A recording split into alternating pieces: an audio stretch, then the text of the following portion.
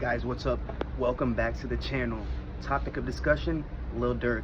Another attempt to get bail. Some paperwork's out. So without further ado, we're just gonna get into the content. Seti Nash reading the new paperwork, and then we'll go ahead and commentate. Also, I'll link his video in the description if anybody wants to go check that out, the whole thing. Boy, y'all head to bed. What the? All right, so let's do it this way.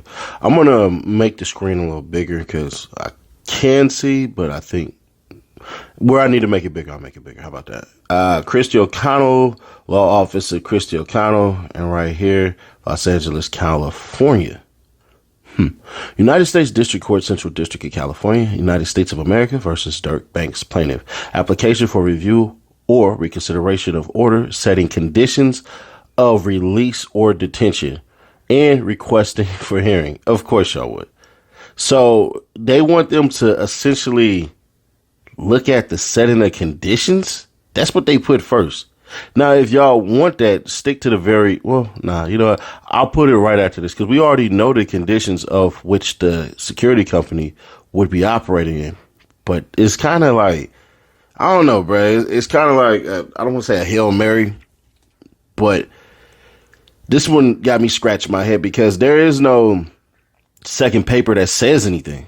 So it's not like they're putting out new information or anything like that. So let's just do it this way. Application is made by by defendant Durk Banks that a hearing be held to review reconsideration of the decision of Magistrate Judge Donahue by order dated 5/8/2025, denying release and imposing detention under subsection, and then they got to check for E of Title 18 U.S.C. 3142.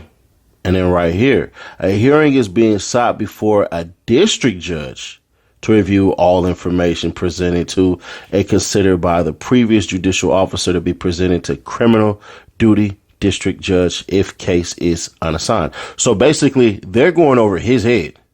They're like, nah, bro. We don't like the decision that you just did. Let's see if we can go above and beyond. That's what that reeks of to me. Release sought.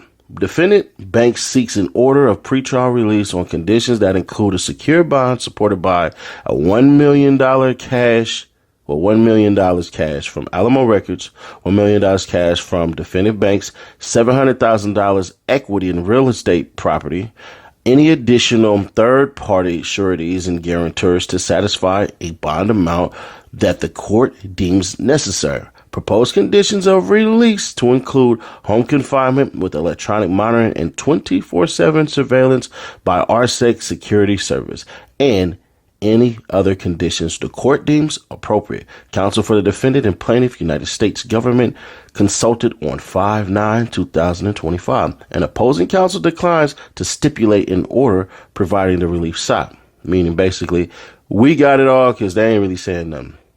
And then basically telephone notice is given to ASUA on 5/9/2025. And then interpreters not required. Defendant is in custody 5/14/2025. Christy O'Connell for Durk Banks, moving party. Application for review or reconsideration of order setting conditions of release detention 18 U.S.C. 3142 and request for hearing. Update on Lil Durk. He had his bond hearing today. He looked good. He looked like he was in good spirits. No crazy weight gain or anything like that. He looked good. The judge was on the same vibes she was on last time, which is that, wait, they're saying murder for hire. They're saying you put bounties up. They're saying you ordered the shooters. They're saying the shooters shot. I'm saying that's going to be no bond. There's basically no argument you can make to this judge in a murder for hire case to get a bond. The one silver lining for the defense is that the prosecution's case has taken two major hits.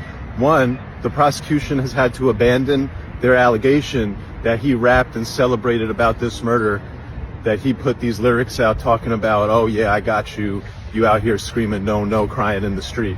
Prosecution had to back away from that allegation. It was proven false. They need that allegation, and now they're not going to be able to have it. The other allegation they backed away from, which is huge, it shows the weakening of the case. Previously, the prosecution had alleged that Durk paid the bounty for the death through one of his co-defendants, and they named the co-defendant. Now they've backed off that allegation. They're not actually saying that Durk paid the bounty through the co-defendant or anyone else. And the fact that they're not saying that suggests that previously they thought they were going to be able to prove that he paid the bounty through this guy. And now they know we're not going to be able to prove that he paid the bounty through this guy. And so they took it. So here we go right here.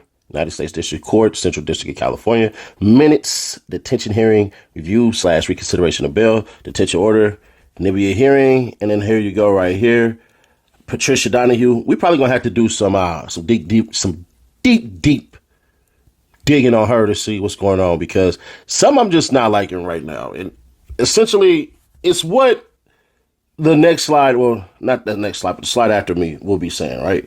So, yeah, basically, we go down and we can see review, reconsideration of bail, detention order, bond hearing. And then it says plaintiff's defendant request for review, reconsideration, bond, detention order had a request is denied, basically. And just like that, just like that. I'm not laughing at Durk or anything like that, but it's just that simple. It's just that fast. So I'll probably put it at the end, but we have exactly what the people had wrote for the detention as far as the security company. So just bear with me real quick. So this right here is defendant Durk Banks' notice of filing of Exhibit B. Memorandum in support of application for reconsideration of detention order. Durk Banks, through his attorneys Drew Phillip, Marissa Goldberg, Jonathan M. Berryman, and Christy O'Connell, hereby files Exhibit B attached here too in support of Mr. Banks' memorandum in support of application of reconsideration of detention order, docket number 137, and then basically dated May 7, 2025. I was going to put this out when it dropped, to be fair, but I just was like, nah, because it dropped yesterday. As Drew basically, I don't want to say he was presumptuous, but we just seen that he got denied. Let me show you what the security company said.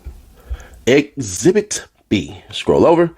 Dear Honorable Judge, I hope this letter finds you well. I'm writing you in response to your concerns regarding the potential risk associated with allowing a high-profile individual to have the freedom of movement while under bond. As an established security agency with experience in residential security, I would like to outline the processes and procedures that can be implemented to ensure compliance with any court-ordered restrictions for this individual. To begin, it is paramount to establish a protocol that directly addresses the court's restrictions. Our company can provide a dedicated security team to monitor and enforce these limitations effectively. Here are some recommended procedures we would implement. Clear protocol development. Before assuming the responsibility of security, we will work closely with relevant legal authorities, including your court, to understand the specific restrictions imposed. This will include a comprehensive review of any limitations on movement, communication, or interactions. Access control. The security team will manage access to the residents, ensuring that the only authorized individuals are permitted entry. We can implement visitor logs, ID verification processes, and restricted access within the property to maintain a controlled environment. Surveillance measures. Security cameras and monitoring systems within and around the property will allow for real-time oversight. Recorded footage can serve as documentation to support compliance with the court's directives. Regular reporting. Our security personnel will provide regular reports detailing the activities of the individual, including any suspicious behaviors that may indicate a potential violation of court-ordered restrictions. This reporting can be tailored to your requirements, ensuring timely communication with the court or designated authorities. Then here you go right here, page 3 of 3. Incident response protocol. In the event that the individual attempts to violate any restrictions, our team is trained to follow specific response protocol. This would include documenting the incident, thoroughly notifying law enforcement if necessary, and immediately informing the court or authority of any violations observed. In conclusion, our company is prepared to implement these recommendations and establish a cooperative relationship with the court to ensure that the individual adheres strictly to all imposed restrictions. Our ultimate goal is to provide a safe, secure environment for the individual and his family while safeguarding the rights and conditions established by the court to remain compliant. If you have any further questions or would like to discuss specific aspects of our approach to residential security, please feel free to reach out. Sincerely, Michael, President RSA. Okay, so there's a lot right there to unpack, but we're just going to make this a very short commentary. I personally, and I'm not a hater, I personally do not see this happening. Why? Because in his last attempt, he put multiple properties in Georgia, I believe, potentially somewhere else, like another state. I'm not 100% sure, but I know it's 2 properties in Georgia denied. Close to like millions worth of equity that he's willing to put on the line to make sure that he goes to court if they let him out. Denied. Ankle monitor, private security, denied. Everything denied. They, with this new second superseding indictment, because they're not able to remember from my last video, they the murder for hire, they are not able to prove that technically he sent any money out. They just have these things, oh hey, you know, don't put that in my name, don't buy that with my credit cards, whatever. But there is no money that they can prove that it was sent from one hand to another, directly from Lil Durk to his henchmen or whatever. So with this new superseding indictment, what do? They changed the charge from murder to hire to stalking resulting in death, which they can absolutely prove, in my opinion. They can show that they bought the ski mask in LA with cash at the, what is it, Dick's Sporting Goods? Boom. They can show that the flights were all connected. They can show the text messages, calls, that people were in certain places in the vicinity, certain areas, pinging the cell tower. I personally don't see this happening.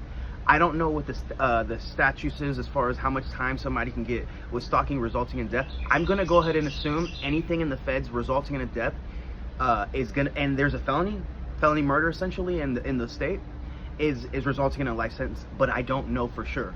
I have to do more research on that. Or if you guys know anybody in the comments, let me know what you guys think, or let me know what the statute is on that. Now, with that being said, I think that they're gonna make an example out of Durk. Again, I'm not a hater, I'm not holding my nuts. I hope if he didn't do this, I hope he's free. I hope anybody that is incarcerated, first of all, free everybody. I just say that just in general. Second, for sure, free you if you didn't do, let me refrain. Free everybody except for those with sick charges. You know those charges, we don't have to get into them. Second, free everybody that's in there that is for sure fighting for their life and is innocent. If you're innocent, come on, man. That being said, if you're guilty, now, hey, I'm somebody who's had to pay my debt to society a couple times. Not proud of it, not something to brag about, doesn't give me any street cred, none of that. It doesn't, I just say this to say where my thoughts come. If you did something and you knew as an adult what you were doing, you know, for the most part, I would say there's no excuses. So if you do the crime, do the time. If not, then do the time. You know what I mean? But I don't see Durk getting bail. I see this as, personally, I see this as a money grab for his lawyers. Hey, Durk is like, obviously he's trying to get out. Hey, can you get me out? Oh, sure we can. Them knowing they're gonna have no fucking shit, 0% chance to get that he's gonna get granted bond. 0. But they're lawyers. What are they gonna do? Sure, give us more money. Hey, give me another 500,000. I promise you, we'll make this. We'll get this up in court, and we'll see if we can get you bond. Pipe dream, fantasy world, Durk. I know you're not gonna see this, but if I blow up and you see this eventually, hey man, I'm not holding my nuts on you. I heard the interview that you had with Loose Cannon, the interview or act. Your mind seemed good, bro. Focus on what you need to focus on to fight this case while you're in there, because I promise you, they're not gonna let you out. Not until the trial. That being said, guys, let me know what you think. Like, comment, subscribe, tap in, all that. Until next time, it's the kid.